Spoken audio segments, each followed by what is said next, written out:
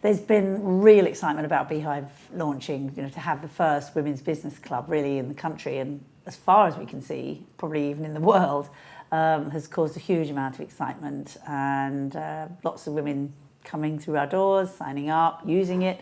It's quite interesting to see how they react when they come in, because most traditional business centres, and I'm in partnership with Regis, who of course run an awful lot. People come in, they use it, and they go. And they walk into Beehive, the women straight away go up to the other women and say hi and give their name and shake their hands and share what they're doing. And everyone I've spoken to there, whether I'm there or not, says to me that they go away with several business cards and they follow up and they're already doing some kind of business partnership with people they're meeting there. And we've only been open 2 weeks. It's extraordinary, really. Since we launched, we've had all kinds of women from very large organisations. Grazia magazine are already holding their meetings there because they like it better than their own office and they're only around the corner. We've got women from large corporate businesses, but mostly we have women with their own small businesses that perhaps work from home or work outside London and are looking for somewhere where they can be in central London where they can have their meetings. And as several have pointed out to me, for the cost of a month's membership, it would cost the same to go into a coffee house at least 3 times. They get their free coffees when they come to us. So, it's very, very convenient, and it really is filling a gap.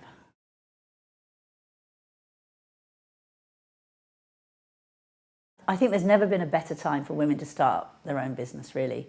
When I first wrote the Seed Handbook 10 years ago, which was then the first kind of business book here and the States, that was written in a more feminine language and using metaphors and imagery that was more feminine.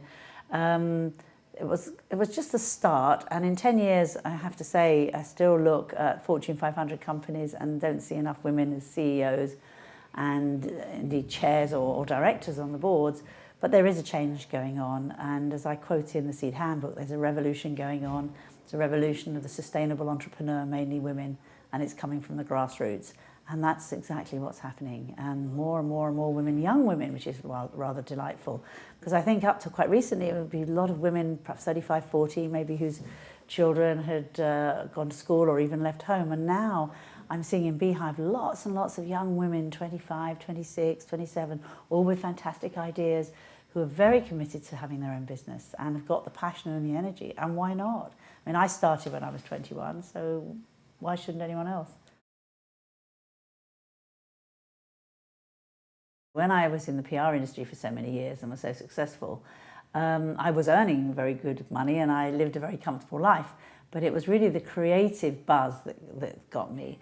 And now, I mean, I need to earn a living, and I don't think that women should say money doesn't mean anything to us, because we all want to live well. And I think economic independence is a very, very large part of women's empowerment. And I think we women quite often don't see our self-worth. And that then sort of repeats itself in business. I think it's important that women do earn money, good money, but it's really the bigger picture that I think that women tend to look at as well, which is the sort of satisfaction and life purpose and fulfillment in many ways. And when I do my workshops, we talk about business, but we also talk about relationships with our family and our loved ones, with our friends, how we create, the whole woman. And I think that men, bless them, are able to sort of put themselves more into kind of focus and more linear in their way of thinking, whereas women, as we know, are more multitasking and the circular. So we just need to try and get a balance.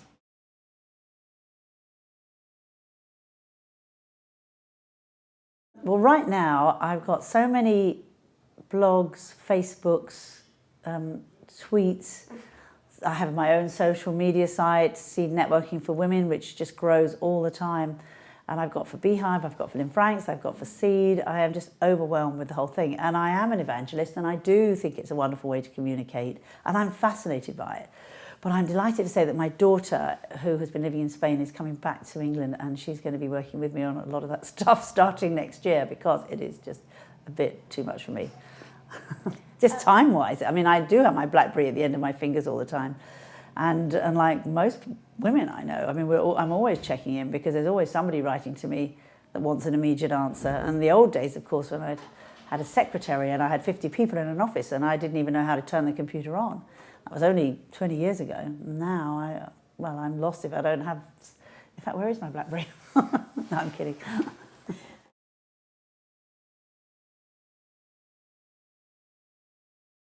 I'm a big fan of Karen Brady. We've been trying to have lunch together for months. We never seem to have the time. Today I had lunch with 3 women friends of mine that came on a retreat with me, but who are all in their own right successful businesswomen. I think it's really important for women. I've seen the actual scientific research that proves that we need to connect with other women and be in a circle and share. It's about storytelling, and that's what happened with my workshop on Saturday. And I have seed circles that meet pretty much all over the country where women meet regularly and share their stories and support each other. I think it's crucially healthy for women to do that on a regular basis. It's a physical, emotional, chemical need that we have. So I'm very, very lucky that I've got so many friends. Katharine Hamnett was my first client, wonderful fashion designer and an eco warrior. She's still a great friend of mine. So I'm blessed, really.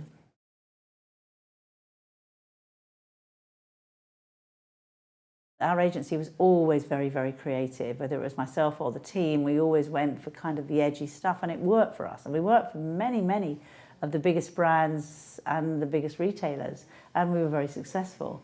I think now there's an awful lot of PR agencies out there, and I don't think they have the experience or the know-how, and that slightly worries me. It's become such a glamorous career to be a PR that I don't think the training's going in there. But I'm still fascinated by it, and I still do a lot of consultancy on strategic communications, and I am looking at, I don't want to repeat what I've done, but I'm looking at a book at the moment I've started writing on kind of PR and beyond. What is that? What is it about these days? It's not the same. Obviously with technology and with all the different tools we have, it's a very different world. So what is that world, and is there a way of kind of somehow archiving it in a way that's useful for other people? And would I do another agency? Yeah, I will. In some ways, I mean, I am in a way already.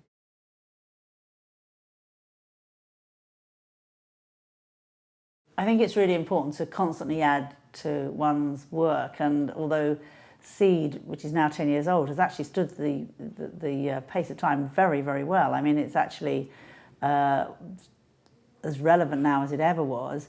I'm always looking to see how we can improve and what we can do to use the current tools. But one of my affirmations in my Seed manifesto is keep improving my technology skills. I have a list of 36 affirmations that are also cards that I use, and I mean, I wrote that 10 years ago, and it's just as relevant now. Keep improving my technology skills. It doesn't say what the technology has to be. I mean, it's a changing world. If I said today, it would be different next year. So I think the thing to do is just constantly keep growing. I mean, at Beehive, I feel like our catchphrase is where women connect, grow, and do business. And I think that's the thing, is just to keep growing, keep connecting, and stay focused and do business with each other.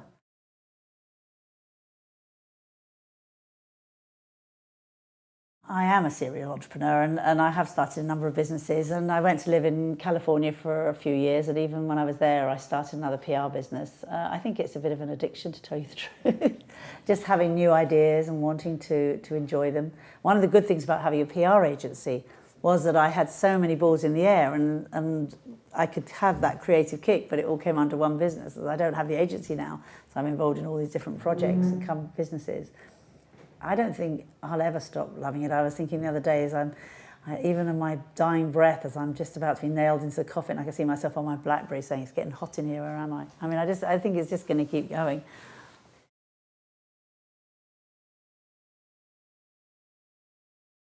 You know, I had Fab, seems so long ago now. It was a period of time. It was about me, it was about other women of that particular 80s generation. I'm very fond of it. I think obviously now it's dated a bit. It didn't really overall do me any harm, and I had a lot of fun watching it. So, you know, I have a great feeling of fondness for the whole Ab Fab thing.